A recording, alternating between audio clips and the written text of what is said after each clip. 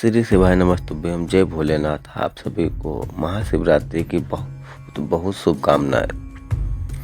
ऐसा माना जाता है कि आज के दिन ही भगवान शिव अपने दिव्य ज्योतिर्लिंग स्वरूप में प्रकट हुए थे।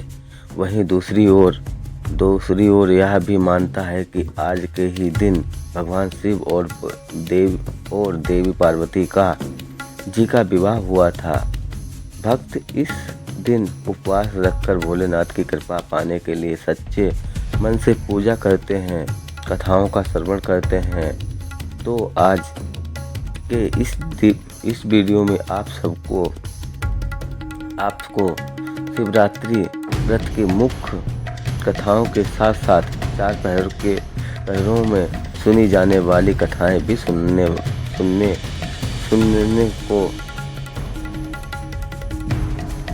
वाले हैं, क्योंकि भक्त 4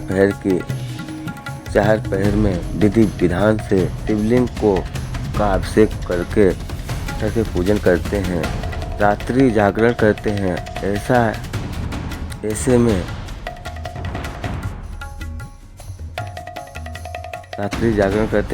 में आज की कथा है आपके लिए रात्रि जागरण को और भी साकार करने वाली है। आप सब की श्रद्धा और धैर्य पूर्वक इन कथाओं को पूरा अवश्य सुनिए। सबसे पहले सुनते हैं महाशिवरात्रि व्रत की प्रमुख कथा। शिव पुराण में वर्णित कथाओं के अनुसार प्राचीन काल में चित्रभानु नाम का एक शिकारी था। जानवरों की हत्या करके वह अपने परिवार का पेट पालता था। वह एक साहूकार का कर्जदार था, लेकिन उसका ऋण समय पर नहीं चुका पाया। तब क्रोधित होकर साहूकार ने शिकारी को शिव मठ में बंदी बना लिया। संयोग से उस दिन शिवरात्रि थी। साहूकार के घर पर पूजा हो रही थी। तब शिकारी भी ध्यान मग्न होकर भगवान शिव संबंधित धार्मिक बातें सुन रहा था। चतुर्दशी को उसने शिवरात्रि व्रत की कथा भी सुनी। शाम होते साहूकार ने उसे अपने पास बुला लिया और ऋण चुकाने के बारे में बात की। तब शिकारी ने अगले दिन साहूकार का सारा कर्ज चुका देने की बात की। तब साहूकार ने उसे बंधन से मुक्त कर दिया। अपनी दिनचर्या की तरह वह शिकारी जंगल में शिकार करने के लिए निकला, लेकिन दिन भर बंदीगृह में रहने के कारण वह साहूकार प्यास से व्याकुल था। शिकार ढूंढता हुआ वह एक बहुत दूर निकल गया। जब अंधेरा हो गया तो उसने सोचा कि अब तो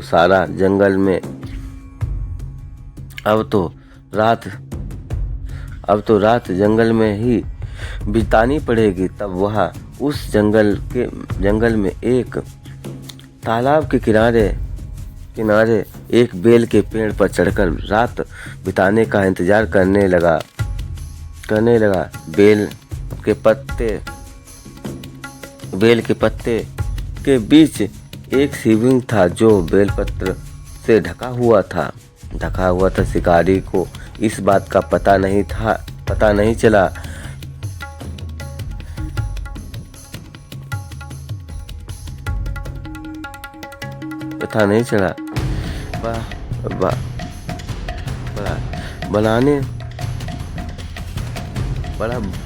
पर्व मनाने मनाते उसने जो टहनियाँ तोड़ी पता नहीं चला, पर अब मनाते समय उसने जो टहनियाँ तोड़ी वे संयोग से ही उस शिवलिंग पर गिरती चली गईं।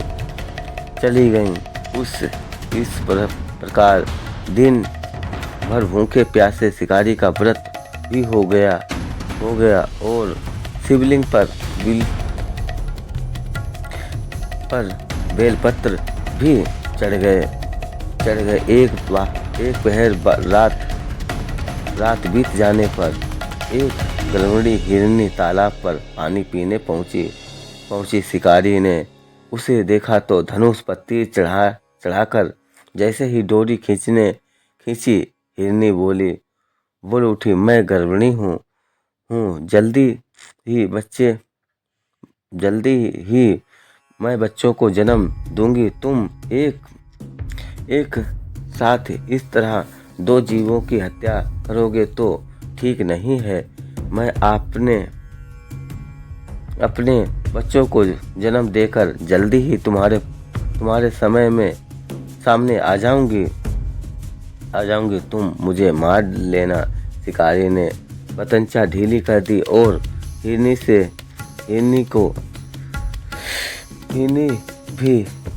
को भी देखते ही देखते जंगल की झाड़ियों में गायब हो गई और डोरी ढीली करने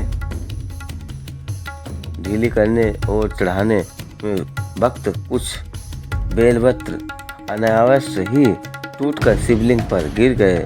इस प्रकार उस शिकारी के दूसरा द्वारा अनजाने में ही शिवरात्रि के प्रथम पहर की पूजा और हो गई। कुछ ही देर बाद एक और हिरनी उधर से निकली।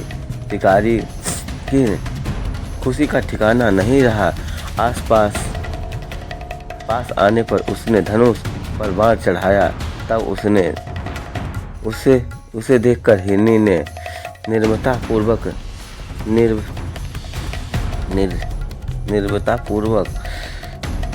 निवेदन किया, हे शिकारी, मैं थोड़ी देर पहले ऋतु से निवृत्त हुई हूँ। मैं कामतुर गृहिणी हूँ। अपने प्रेमी की खोज में भटक रही हूँ। अपने पति से मिलकर मैं जल्दी ही तुम्हारे पास आ जाऊंगी। तब शिकारी ने उसे भी जाने दिया। 2 बार शिकार को खोकर अब उसका माथा ठनका। शिकारी चिंता में पड़ गया। रात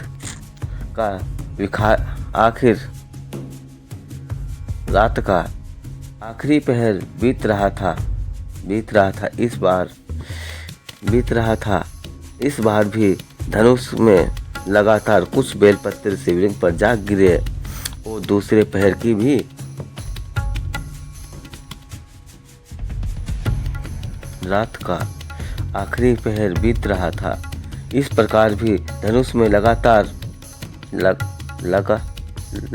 कर कुछ बेलपत्र शिवलिंग पर जा गिरे और दूसरी पहर की पूजा भी संपन्न हो गई।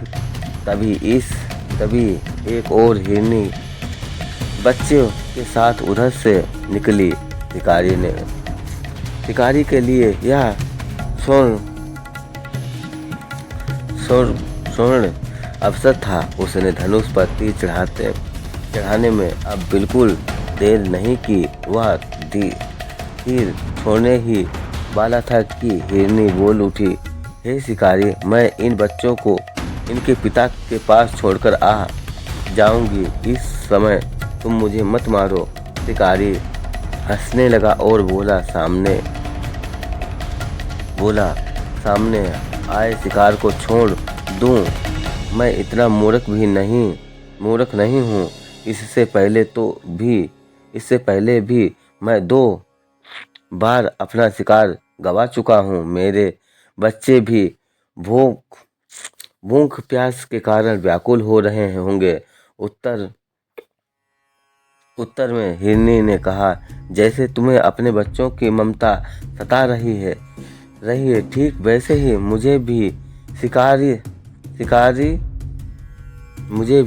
शिकारी भी मेरा विश्वास शिकारी जी मेरा विश्वास करो। मैं इन बच्चों को इनके पिता के पास छोड़कर तुरंत वापस लौट आऊंगी। हिरनी का दीन स्वर सुनकर शिकारी को उस पर दया आ गई। उसने उस समय उस हिरनी को भी जाने दिया। शिकारी के अभाव में तथा भूख प्यास से व्याकुल होकर शिकारी अनजाने में ही बेलपत्र पर बैठा हुआ बेलपत्र तोड़ कर नीचे फेंकता जा रहा था। सुबह होने को हुई तो उसे एक हष्टपुष्ट हिरन उसी रास्ते पर नजर आया। शिकारी ने सोच लिया कि इतना शिकार तो वह इसका शिकार तो अवश्य ही करेगा। शिकारी की तनी प्रत्यक्षा देखकर वह हिरन विनीत स्वर में बोला, हे शिकारी, अगर तुमने मुझसे पहले आने वाली 3 हिरनियों को छोटे छोटे बच्चों को मार डाला है तो मुझे मारने में भी देर मत करो। मैं इन रतियों का पति हूँ। अगर तुमने जीवन दान दिया है तो मुझे भी कुछ देर का जीवन दान देने की कृपा करो। मैं उन सब से मिलकर तुम्हारे सामने खुद ही उपस्थित हो जाऊंगा। हिरन की यह बात सुनते ही शिकारी के सामने रात का पूरा घटना चक्र घूम गया। उसने सारी बातें हिरन को सुना दी। जानकर हिरन बोला, मेरी 3 पत्नियां हैं, जिन प्रकार प्रतिज्ञा करके यहाँ से गई हैं मेरी मृत्यु से वे अपने धर्म का पालन नहीं कर पाएंगी। इसीलिए हे शिकारी, जैसे तुमने उन पर विश्वास करके उन्हें छोड़ा है, वैसे ही इस समय मुझे भी जाने दो। मैं उन सबके साथ तुम्हारे सामने जल्दी ही उपस्थित होऊंगा। शिकारी ने हिरन की बात मानकर उसे भी जाने दिया। इस प्रकार प्रातः हो गई। उपवास, रात्रि जागरण और शिवलिंग पर बेलपत्र चढ़ाने से अनजाने में ही उस शिकारी से शिवरात्रि की अनजाने में ही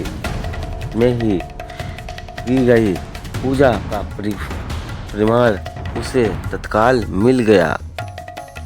शिकारी का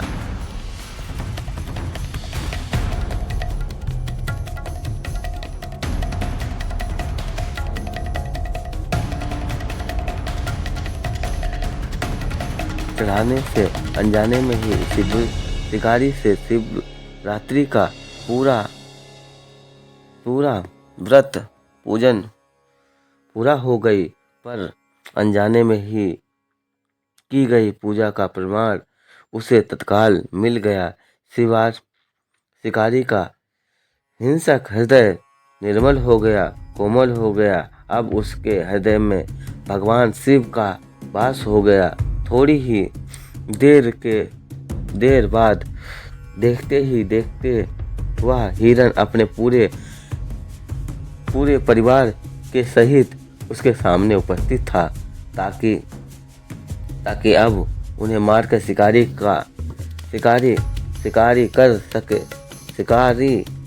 कर सके। किंतु जंगली पशुओं की ऐसी सतीकता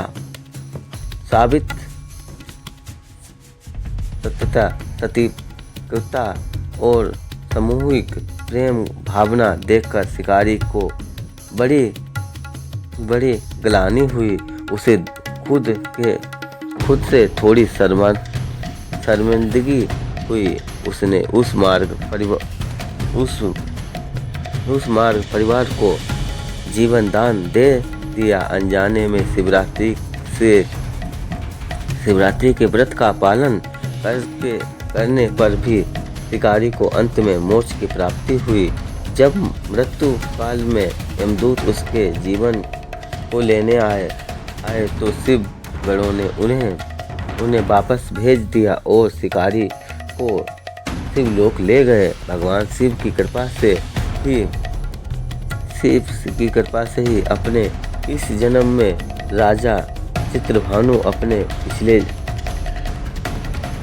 पिछले जन्म को याद रख पाए तथा महाशिवरात्रि के महत्व को जानकर उसका अगले जन्म में भी पालन कर पाए। हर हर महादेव। प्रिय श्रोताओं, अब मुख्य कथा के बाद भगवान शिव के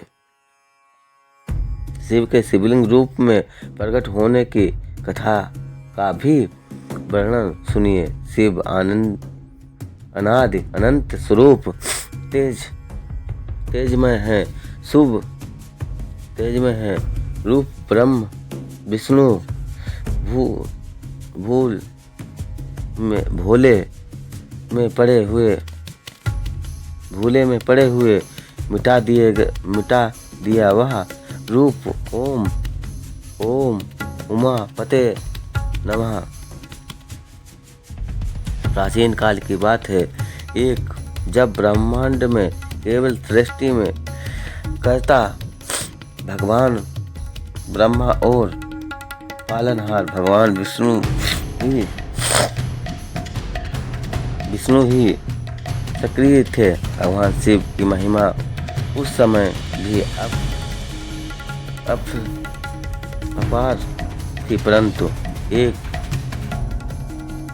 एक बार एक ऐसा प्रसंग आया जब कि ब्रह्मा और श्री विष्णु के मध्य एक विवाद उत्पन्न हो गया कि दोनों में कौन श्रेष्ठ है। तब यह विवाद इतना बढ़ गया कि दोनों में अपनी शक्तियों को प्रदर्शन करना आरंभ कर दिया।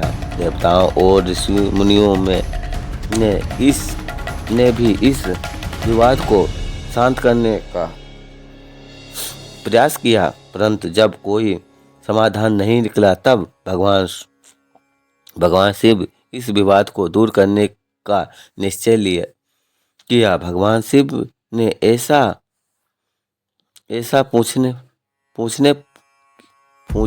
पर भी आप दोनों में कौन श्रेष्ठ है। तब भगवान ब्रह्मा जी ने कहा, प्रभु मैं सृष्टि का रचनाकार हूँ। मेरे बिना कोई भी जीव अस्तित्व में नहीं आ सकता। मैं ही सृष्टि का आदि कारक हूँ, अतः मैं श्रेष्ठ हूँ। भगवान विष्णु ने उत्तर दिया कि महादेव, सिर्फ रचना करना ही तो सब कुछ नहीं है। जब तक मैं उसे सही मार्गदर्शन और पालन ना मिले तब तक सृष्टि का कोई महत्व ही नहीं। मैं ही पालन करता हूँ, सृष्टि में श्रेष्ठ हूँ। दोनों में वाद विवाद इतना बढ़ गया कि धीरे धीरे यह हाहाकार अहंकार में बदल गया। दोनों में अहंकार और को समाप्त करने के लिए तभी अचानक ब्रह्मांड में एक अद्भुत और अद्वितीय तेज प्रकट हुआ। यह अंत प्रकाश स्तंभ के रूप में था जो आकाश और पाताल तक फैला हुआ था। यह प्रकाश इतना दिव्य था कि इसके तेज से तीनों लोक में प्रकाशित हो उठे। दोनों देवताओं में इस दिव्य प्रकाश को देखकर अचंभित होकर एक दूसरे की ओर देखा। तभी एक दिव्य आकाशवाणी हुई, यह तेज परम ब्रह्म भगवान शिव का स्वरूप है। यदि तुम दोनों में अपनी श्रेष्ठता सिद्ध करना चाहते हो तो इस प्रकार स्तंभ के अंत और आदि को अंत को खोजो और इतना अंतिम स्तंभ के अंत और अंत को खोजो और इसका अंतिम छोर खोजो। लोग वहीं सबसे श्रेष्ठ होगा। यह सुनकर भगवान शिव विष्णु और ब्रह्मा जी इस चुनौती को स्वीकार किया। ब्रह्मा जी ने हंस का रूप धारण करके किया और इस प्रकार स्तंभ के ऊपरी छोर को खोजने के लिए आकाश की ओर उड़ चले। वहीं भगवान विष्णु ने वराह का रूप धारण किया और पृथ्वी के नीचे उसकी गहराई को खोजने के लिए पाताल की ओर प्रस्थान किया। भगवान श्री विष्णु वराह रूप में बहुत गहराई में गए, परंतु उन्हें इस ज्योतिर्लिंग का कोई अंत नहीं मिला। वे लाखों योजन अत्यंत अधिक दूर तक चले गए और फिर भी प्रकाश स्तंभ का कोई अंतिम बिंदु नहीं दिखाई दी। तब उन्होंने समझ में आ गया कि वह यह ज्योतिर्लिंग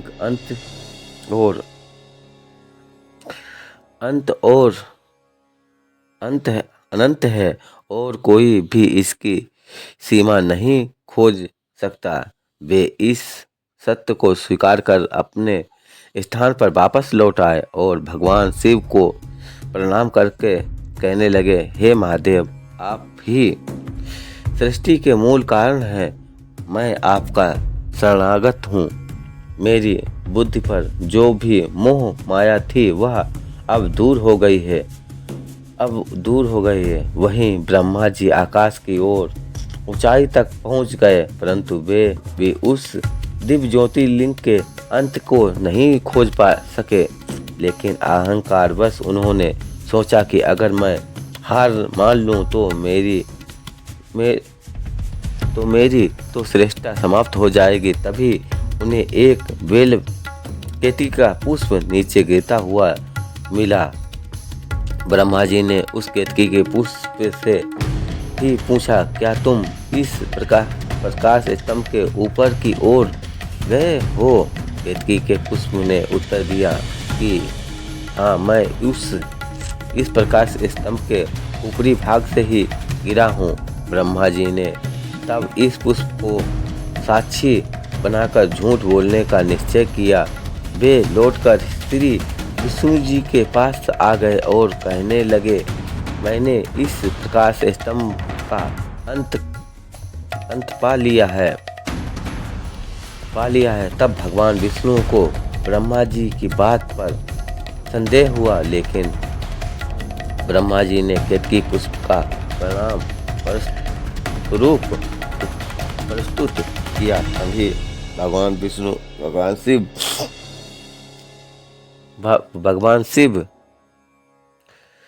भगवान शिव यह प्रकट हुए और उन्होंने क्रोधित होकर कहा, ब्रह्मा, तुमने झूठ बोला है, अपनी श्रेष्ठता सिद्ध करने का प्रयास किया है, इसीलिए अब से कोई तुम्हारी पूजा नहीं करेगा, तुम्हारे नाम से कोई मंदिर नहीं बनेगा। भगवान शिव ने केतकी के पुष्प से भी कहा कि तुम झूठ का साथ देने के दोषी हो, इसीलिए अब से मेरी पूजा में तुम्हारी कभी भी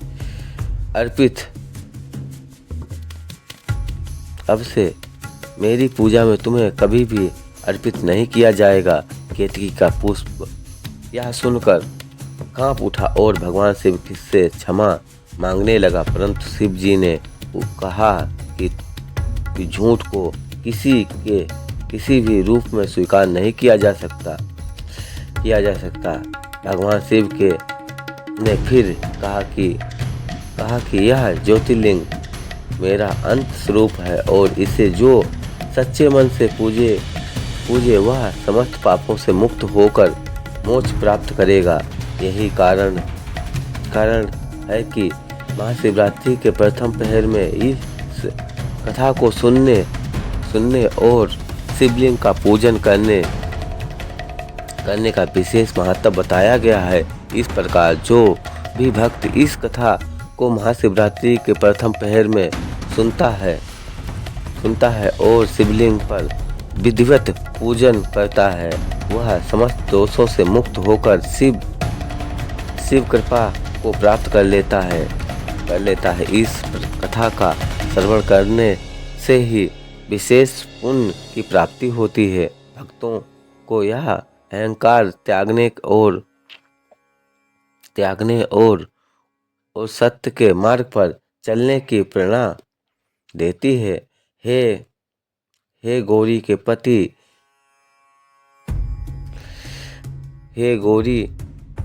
पति से पिघले शंकर मिले उन्हें तप से।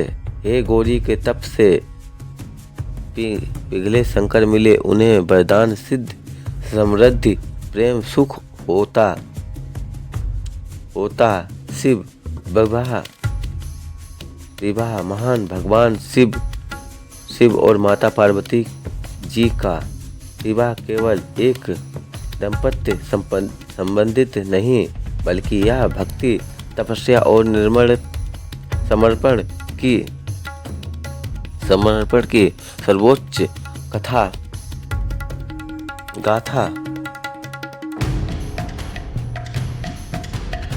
गाथा है। माता पार्वती जी को कठोर तप और शक्ति के कारण ही उन्हें भगवान शिव का वरदान प्राप्त हुआ। दूसरे पहर की कथा में इस दिव्य विवाह की संपूर्ण महिमा का वर्णन किया जाता है और कथा को सुनने और स्मरण करने से दाम्पत्य जीवन में सुख शांति आती है। संतान होने का सुख भी संतानहीनों को संतान सुख की प्राप्ति होती है और समस्त मनोकामनाएं भी पूर्ण होती हैं। सतयुग में दक्ष प्रजापति की पुत्री सती ने भगवान शिव को अपने पति रूप में प्राप्त करने के लिए घोर तपस्या की थी। उनका विवाह भगवान शिव से हुआ, लेकिन एक बार दक्ष प्रजापति ने एक विशाल यज्ञ का आयोजन किया और उसने भगवान शिव को आमंत्रित नहीं किया। देवी सती ने जब अपने पिता के यज्ञ में जाना चाहा तो भगवान शिव ने उन्हें समझाया कि जहां उनका सम्मान ना हो वहां जाना उचित नहीं, परंतु सती अपने पिता से मिलने और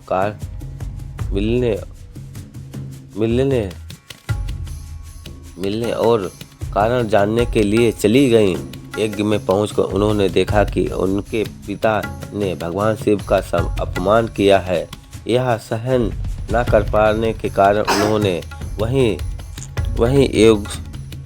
योगा अग्नि द्वारा अपने प्राण त्याग दिए। भगवान शिव को जब यह ज्ञात हुआ तो उन्होंने क्रोधित होकर तांडव किया और वीरभद्र को भेजकर दक्ष प्रजापति का विध्वंस करवा दिया।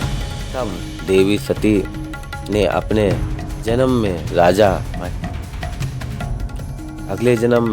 राजा हिमालय और माता मेनका के घर जन्म लिया। उन्हें पार्वती नाम दिया गया। बचपन में ही देवी पार्वती भगवान शिव की परम भक्त थीं। देव ऋषि नारद ने एक ही दिन माता पार्वती को बताया कि वे पूर्व जन्म में सती थीं और भगवान शिव उनके नियत पति हैं। यह सुनकर पार्वती जी ने अपने हृदय में भगवान शिव को प्राप्त करने का निश्चय किया और कठोर तपस्या में लीन हो गईं। तब माता पार्वती ने हजारों वर्ष तक हिमालय की गुफाओं में कठिन साधना की। पहले उन्होंने केवल फलाहार किया, फिर केवल सूखे पत्ते का सेवन करने लगे। अंत में उन्होंने जल और अन्न त्याग कर केवल वायु के आधार पर तपस्या की। उनकी इस कठोर तपस्या को समस्त देवताओं और ऋषियों मुनि प्रभावित हो गए। स्वयं ब्रह्मा और विष्णु भी पार्वती जी की भक्ति देखकर चकित थे। भगवान शिव माता पार्वती की भक्ति से प्रसन्न तो थी, लेकिन वे उनके प्रेम की परीक्षा लेना चाहते थे। तब उन्होंने सप्तऋषि को पार्वती के पास भेजा। सप्तऋषि ने माता पार्वती से कहा, हे देवी, आप इतनी कठिन तपस्या कर रही हैं, लेकिन शिव तो वैरागी हैं। वे संसारिक जीवन से परे हैं, भस्म रमाने वाले हैं, शमशान में रहने वाले हैं। आप जैसे राजकुमारी के योग्य वे नहीं हैं। तब माता पार्वती जी ने उत्तर दिया, भगवान शिव समस्त ब्रह्मांड के स्वामी हैं और उनकी भक्ति से बढ़कर कुछ भी नहीं है। मेरे लिए शिव ही सर्वस्व हैं। यह सुनकर सप्तऋषि संतुष्ट हो गए और भगवान शिव को यहाँ जाकर समाचार सुनाया। तब भगवान शिव स्वयं एक वृद्ध ब्राह्मण का रूप धारण करके देवी पार्वती के पास गए और उनसे बोले, हे देवी, तुम युवा, रूपवान और दिव्य गुणों से युक्त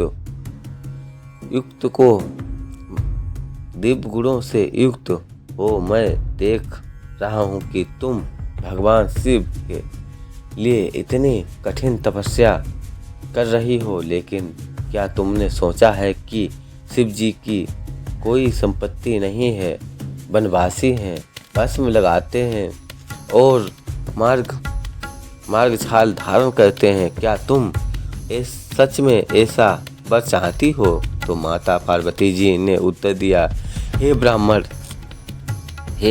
देव, आप चाहें तो जो कहें, लेकिन मेरे लिए तो शिव ही सब कुछ है। उनके बिना मैं जीवन की कल्पना भी नहीं कर सकती।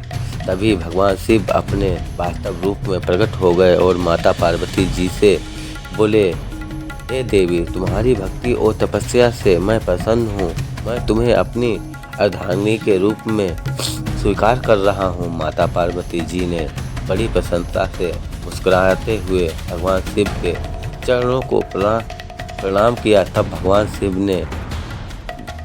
ने विवाह का निश्चय किया तो सभी देवी देवताओं और ऋषि मुनियों ने आनंद छा गया। परंतु जब भगवान शिव के व्रत प्रस्थान करने लगे तो यह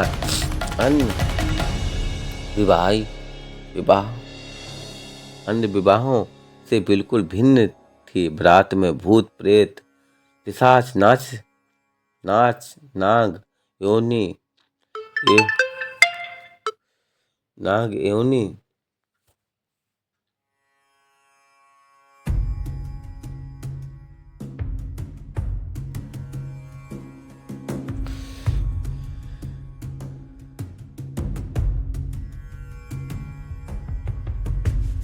योगी और अघोरी शामिल थे। भगवान शिव भी स्वयं भस्म रमाए हुए गले में नाग धारण किए हुए थे और बैल पर सवार होकर निकले।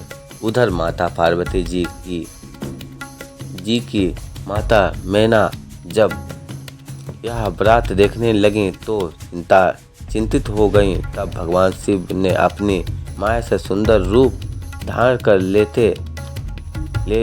लेते हैं और माता पार्वती जी से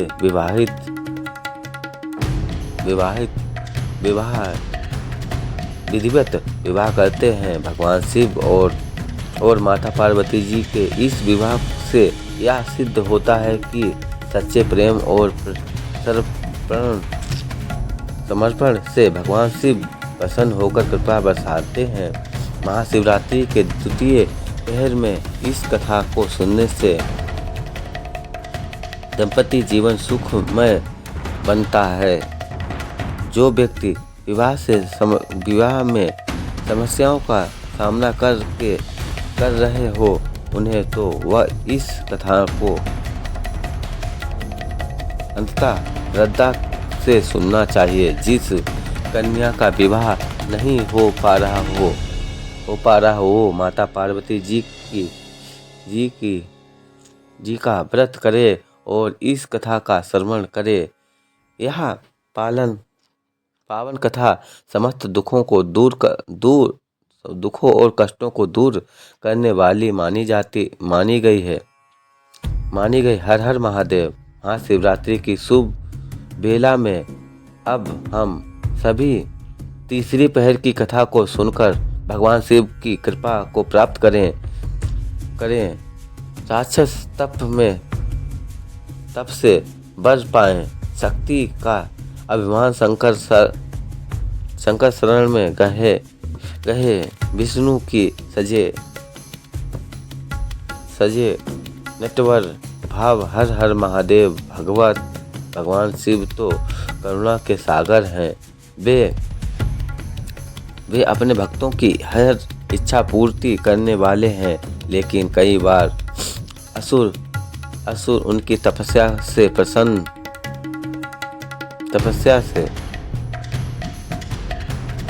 कर वरदान प्राप्त कर लेते हैं और उनका दुरुपयोग करते हैं। ऐसा ही एक प्रसंग भस्मासुर के साथ घटित हुआ, जिसमें भगवान शिव को स्वयं संकट में डाल दिया। यह कथा भगवान शिव और भगवान विष्णु के अटूट प्रेम की गाथा है। जब भगवान शिव संकट में आए तो भगवान शिव विष्णु ने मोहिनी रूप धारण कर उन्हें बचाया। यह कथा हमें सिखाती है कि अहंकार और शक्ति का दुरुपयोग स्वयं के विनाश का कारण बन सकता है। प्राचीन काल में शंखचूर्ण नामक असुर के बस में भस्मासुर नामक राक्षस उत्पन्न हुआ।